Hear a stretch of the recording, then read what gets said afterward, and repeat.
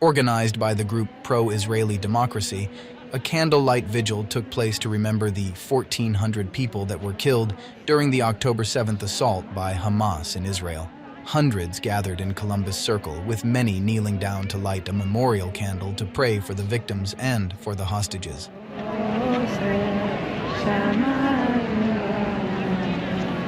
APB News spoke with Natalie Sanandaji, the 28-year-old from Great Neck, New York, who was in Israel at the Nova Music Festival when the rockets and Hamas gunmen descended on the fairground at 6:30 on Saturday morning, October 7th.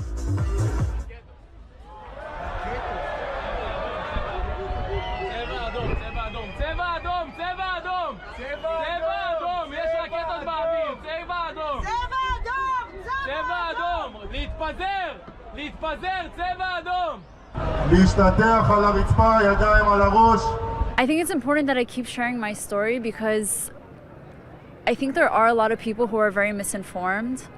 And I try to think, if I wasn't a Jew, if I wasn't a child of an Israeli, would I be as informed as I am? Would I care to be as informed? And the answer is maybe no. And I just hope that maybe if they see my story, if they hear the story from a person who was there, instead of just reading it in an article or hearing it from a newscaster, that maybe it'll make them want to do research. It'll make them want to understand what's really happening right now, and that this isn't between Israel and Palestine. This is between Israel and Hamas, a terrorist organization. And that maybe hearing my story will make them want to better understand that.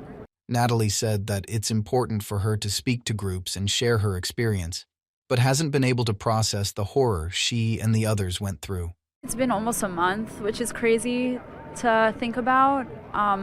Time really has just blurred together since this happened.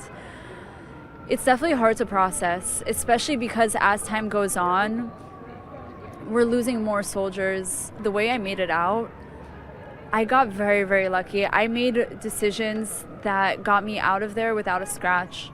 But every day we're hearing stories from people who were so traumatized that they locked themselves in their rooms for a week or two and didn't speak to anybody. And they're coming out now and they're sharing their stories. And the stories that I'm hearing, that's what brings me to tears. My own story doesn't get me emotional. I'm okay, thank God. But hearing the stories of these girls, of these boys, it's inhumane, the things that I'm hearing. And that's what really kills me. When I looked down and saw their faces, I saw how much pain they're in. I saw how much they're suffering. I looked at their faces and I just tried to imagine, from all the people who lit a candle today, how many of them were lighting a candle for a loved one that they knew personally, that they lost, whether it's a family member or a friend. And the answer is that it's most of them. Almost every Jew knows somebody who was attacked, knows somebody who died, knows somebody who's been held hostage until now. And I just hope that me coming and speaking to them maybe gives them a little bit of hope for the future of Israel, for the future of the Jewish people, for the future of the hostages. I hope that I can bring a little bit of light into their life and to see that maybe it's going to be okay. Maybe we're going to get out of this, because we will. We will be okay. This isn't the first time the Jewish people have been attacked. We've been attacked all throughout history, and we have multiple holidays based on that. And we're going to make out of this even stronger, and I know that for a fact.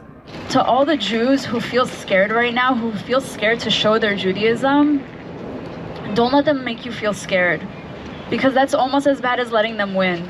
We're going to defeat them, and I know it's going to be okay. Am Yisrael Chai. Am Yisrael Chai. Am Yisrael, Am Yisrael, Am Yisrael Chai. Am Yisrael Chai. Am Yisrael Chai. Am Yisrael, Am Yisrael, Am Yisrael Chai.